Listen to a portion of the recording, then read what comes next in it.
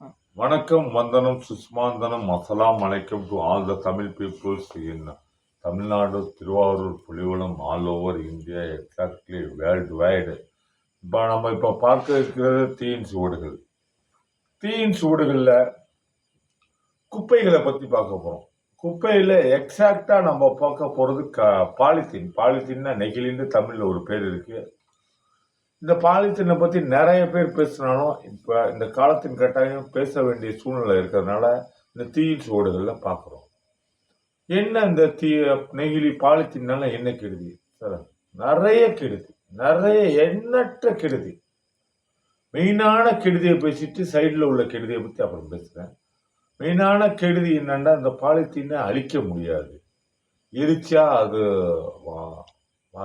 வானத்தில் கெடுதி, வாயு மண்டலத்தில் கெடுதி உண்டாக்கிடும். அதை புதைச்சோம்னா அது உடனே மக்காது. மக்காமல் என்ன பண்ணுதுன்னா, நிலத்துல போய் சேர்ந்துக்கிட்டு நிலத்தோட உரத்தன்மையை பாதிச்சிடுது. நிலத்தோட உரத்தன்மையை பாதிக்கிறதுனால விளைச்சல் விளையாது, நல்ல மலட்டுத்தன்மையோட வந்துடும். இதனால நாளைய தலைமுறைக்கு ஒரு உணவு பற்றாக்குறைங்கிற ஒரு பரிசை நம்ம இன்னைக்கு இந்த பாலித்தீன் பயன்படுத்துறதுனால இன்னைக்கு நம்ம சோசா பாலித்தீன் பயன்படுத்திட்டு போயிடும். நாளைய தலைமுறைக்கு ஒரு உணவு பற்றாக்குறைங்கிற பெரிய கொடிய விஷயத்தை நம்ம விதைச்சிட்டு போகிறோம்.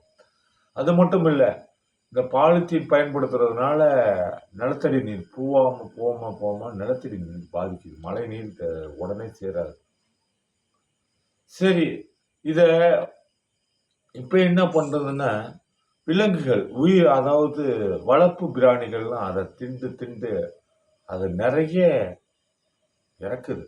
அது சதவீதத்தை பார்த்தா, இறக்குற சதவீதத்தை பார்த்தா இதுவும் ஒன்றா இருக்குது.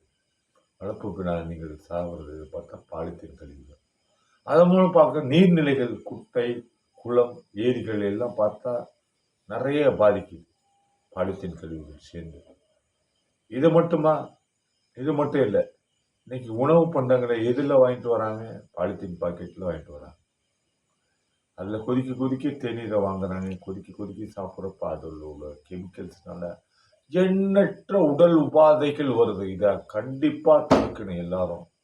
பாலித்தீன் பையில் தேநீரோ ஏதோ கொதிக்கிற பானங்களோ வாங்கக்கூடாது, வாங்கவே கூடாது, தவிர்க்கணும்.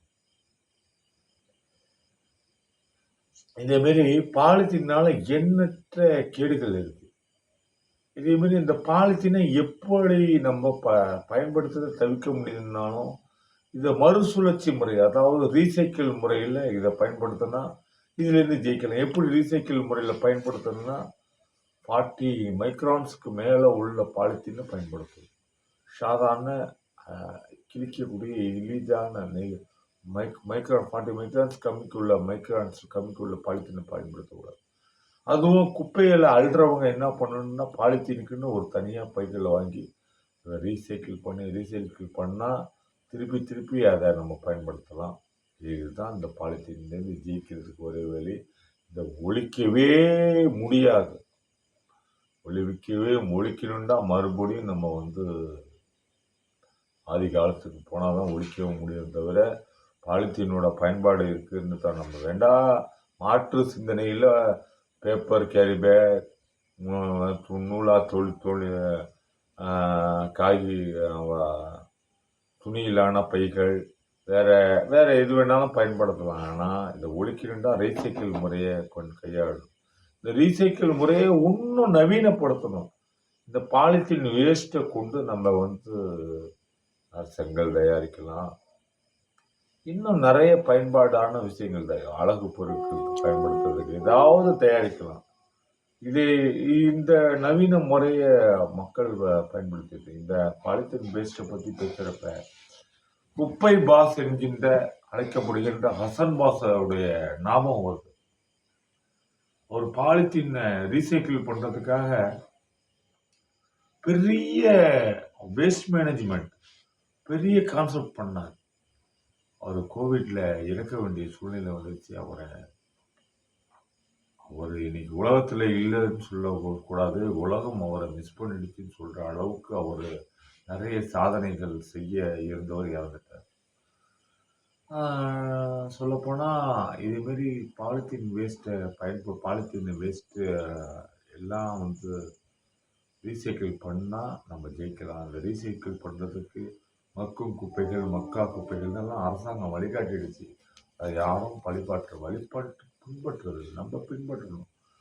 சிங்கப்பூர் போன்ற நாடு ஏன் ஜெயிக்குதுன்னா, ஒரு அரசாங்கம் ஒரு சட்டம் ஏற்றுதுன்னா, அதை ஒரு மாதத்துக்கு முன்னாடியே மக்கள்கள்லாம் பயன்பாட்டுக்கு கொண்டு வந்துடுறாங்க. நம்ம நாட்டில் ஒரு உதாரணத்துக்கு இரவுல சிக்னல் போட்டால், இரவுல சிக்னல் இருந்தாலும் அங்கே நின்று செல்றாங்க மக்கள். அந்த அளவுக்கு சட்டத்தை பின்பற்றுறாங்க. இங்கே பகல்லேயே சட்டத்தை பின்பற்ற மாட்டோம்.